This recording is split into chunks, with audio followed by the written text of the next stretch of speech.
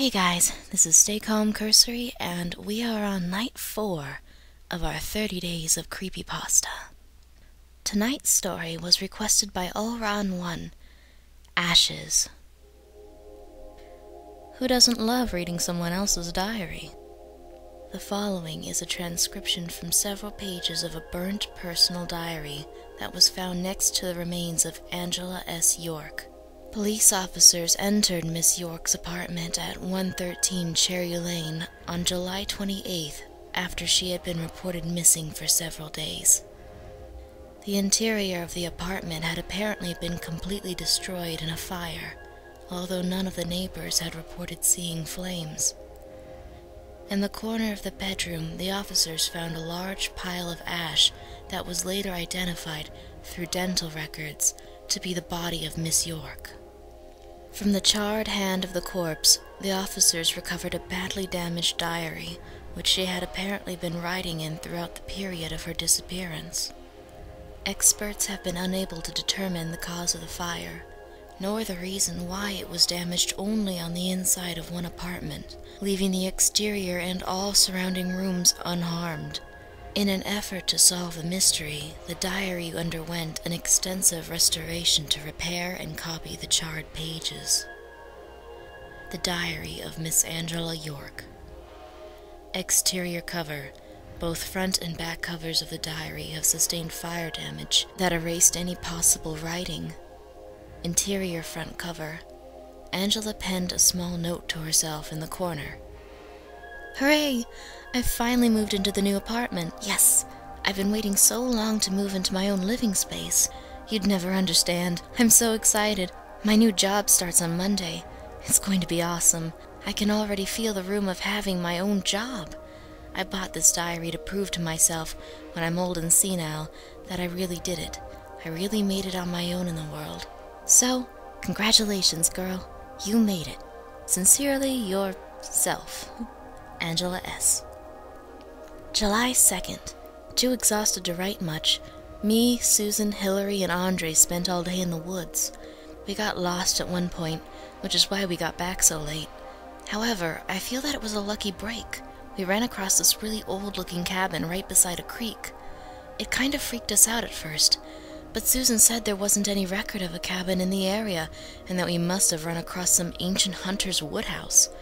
Tomorrow we're all returning to explore it more fully. Maybe if we collect enough information about it, we can get mentioned in the locals. Meanwhile, I'll be treating the blisters all over my heel. I really do need new boots. July 3rd. What a strange day. It took us forever to find the path we had accidentally stumbled across the day before. When we finally got to where the cabin had stood, it was gone. In its place, there was a big mound of ash spread all over the grass. We stomped all over it trying to find clues, but all I could find was scorched wood and melted nails. Susan found a burnt doll, only its blue glass eyes still untouched. That freaked us out. Then Andre kicked apart a small pile of charcoal and found a tooth inside. Well, we booked it back to the main trail pretty fast after that. In the darkness beneath the trees, I think our imaginations must have run a little wild.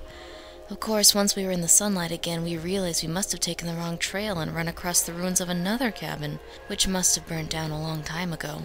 Still, sitting in my bedroom at night, thinking about that patch of burnt wood makes me shiver. July 4th. What a shitty 4th of July.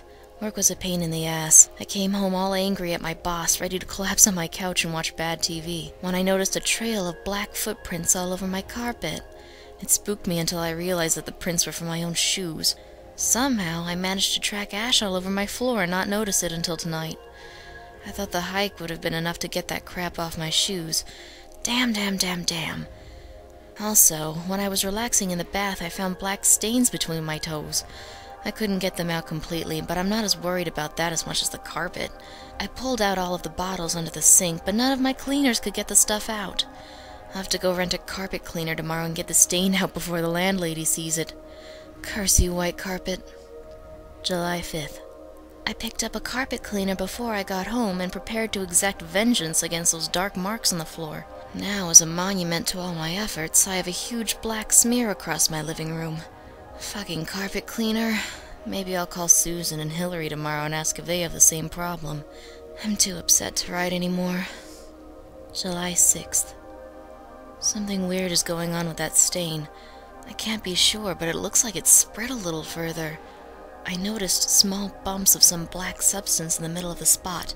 When I touched one, it crumbled under my finger. I think the ash is melting the carpet somehow. I spent the rest of the evening on the internet looking up things like powderized acids and burnt carbon deposit hydroxide reactions. Unfortunately, Attila the boss is making me finish a huge project for him by Friday, so I won't have time to clean the place up until next weekend.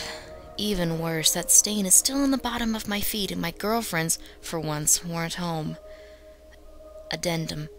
I just noticed that I had some of that black stuff on my hands, and now there are sooty handprints all over the wall. God damn. July 7th. The page was mostly destroyed. Tane is definitely bigger, but... So my boss is expecting me to do like I care, but it doesn't make my job any easier, especially considering all of the reports I have to do at the same time. And Susan's absence doesn't help at all. You'd think that she could at least call me since I'm pulling her slack. To top off this shitty week, with the cable, I turn it on and all I can see is static with some weird crackling in the background. I'd call the carpets throw my ass out. Finally, I think whatever weird chemical is in that soot is damaging my feet. The skin on the bottom is white and starting to peel off, and they feel all tingly, but I can't afford to take time to see no time to... July 8th. A large hole had been scorched in the middle of the page. Oh God. I opened my door and screamed out loud. Whatever was in that soot is eating through the floors and walls. Huge scorch marks are spreading across my floor. There's charcoal everywhere. The place smelled like a fire pit, so I opened a window. A draft blew in and stirred up a huge cloud of dust that coated everything, including me. I shut myself into my bedroom, which so far is free of burns, and sat down with a phone book. I tried to call Susan again, but on the other end all I could hear was a strange crackling sound. Next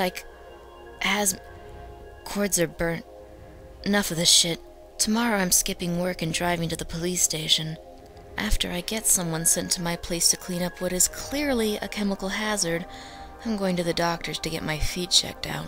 They hurt constantly now, and a white fringed black burn is creeping around my toes. I'm pretty scared.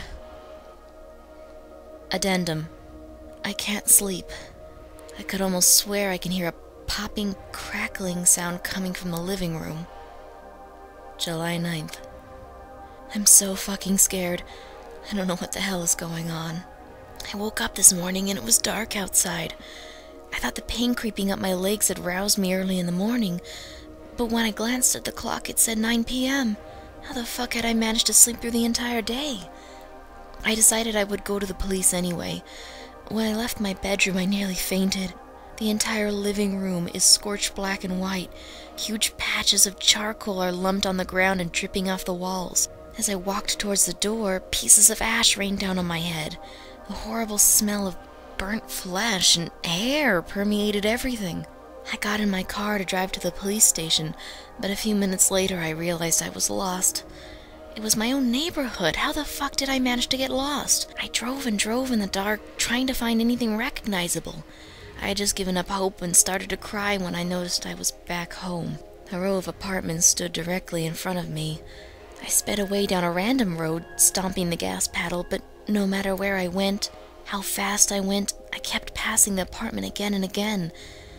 After driving for hours, the car finally ran out of gas and coasted to a stop, right outside my own front door. I don't even remember turning into the parking lot. When I walked inside, the clock said 10. What the hell is happening to me? My fingers are itchy, the tips look stained black. I can't call anyone. The ash burned through the cords. I'm trying to sleep, but that crackling sound is coming through the walls. It sounds like a fire. July 10th. Burnt away. July 11th. The corner of the page was burnt away. Last 2 days, I just sat in my bedroom and stared at the door. Beyond the sounds of a fire, but whenever I looked into the living room, there was just the ash swirling through the air. Everything's burned. The couch is nothing but a pile of dust, and the TV is slowly melting into a puddle of plastic. I had to go to the fridge to bring back food. I kicked my way through the piles of ash heaped into the corners. Oh God, I swear I saw a gray hand rise up and grab at me before a gust of wind blew it apart. The scorch marks are spreading into my bedroom. The door is almost completely burnt through, but there's no fire, no heat. I lost feeling in my feet, but when I touch them, flakes of dried white skin peel off. My hands are so painful, they crinkle when I move them. That crackling in the walls is growing louder, and I swear I can hear the sound of someone screaming. July 12th, burnt away. July 13th, several holes burned into page. I can't escape it. The bedroom is almost as burnt away as the rest of the apartment. I woke up this morning as a pile of ash at the foot of my bed. As I look at it, a face began to form. It grinned at me and out into the living room and crouched in the corner. I sat hunched there until I fell asleep again. When I woke up, there was a gray hand lying on my shoulder. In the corner of my vision, something was staring at me. I screamed and it disappeared in a swirling cloud. But the shape of a hand was burnt shoulder. I ran out of the apartment into the night, not caring where I ended up. When I fell, exhaustion, I realized I was back in the forest. The cabin... Orange light poured out of its grimy windows and smoke drifted from the chimney. I crawled towards it. Inside, I could hear that awful crackling sound, and one screaming. Suddenly, I was standing at the door. As it opened, a blast of wind knocked inside. The door shut behind me. The inside of the cabin was in flame. I stood in the middle of the wooden floor as the flames spread around me, consuming everything. Something grabbed me from behind. Turning, I saw a body crawling its way up my legs. Its skin was burnt black, red liquid oozing out in long lines that est in arms. It looked at me and screamed as flames danced around its head, its eyes withering away, its tongue burning stump. I kicked it away. It fell onto the floor and broke into smoldering pieces. The cabin burned away around me, flaming timbers falling to the floor. The entire building collapsed. A cloud of sparks. As the dust cleared, I looked around. I was back in my own burnt apartment. A pile of ash-shaped body lay by my feet. I've barricaded myself in the bedroom, but the dust creeps on. July 14th. I can hear something stalking across the living room. July 15th. Burnt away. July 16th. Burnt away. July 17th. Burnt away. July 18th. Damaged. I tried to run away again. As I left the house, I saw something gray walking across the living room towards me. I ran. Night. The cabin was there again. I didn't want to go in, but something out of the woods at me. The place was on fire, and the screaming thing attacked me. I closed my eyes until the place burnt down. The burns on my butt have spread everywhere but my face. It hurt so much. But oh, Ed. July 20th. Badly damaged. God. Why? But... Oh. Eth. July 21st. The entry consists entirely of a drawing of the nature preserve behind Miss York's house. Several trails are traced, and a red circle is labeled the cabin. Despite an extensive search of the park, no cabin or area of burnt ash has been found. July 22nd. I can only lie in the piles of mounting ash. Sometimes I see a gray form creep by, but I can't do anything about it. My legs are falling off. I want to die. July 23rd. No entry. July 24th. No entry. A rough sketch of a grinning face was drawn in the corner of the page. Above it was the caption, It's in the ashes. July 25th. Entry was nearly illegible due to the nature of the writing. Experts have suggested this section was written with the pen in her mouth. One of my arms snapped off like burnt charcoal. I'm breaking apart. My mind feels cloudy. At least the pain is fading. I can see something gray and black looking at me from the corner of the room. I thought it was smiling, but now I can see its lips are burnt off. I can't move. I lie on the floor as pieces of the ceiling flake off and drift down, covering everything. Small things of ash and bone skitter along the walls. July 26th. Entry also nearly illegible. I, Angela Sylvia York, do swear as my last will and testament the following, that all of my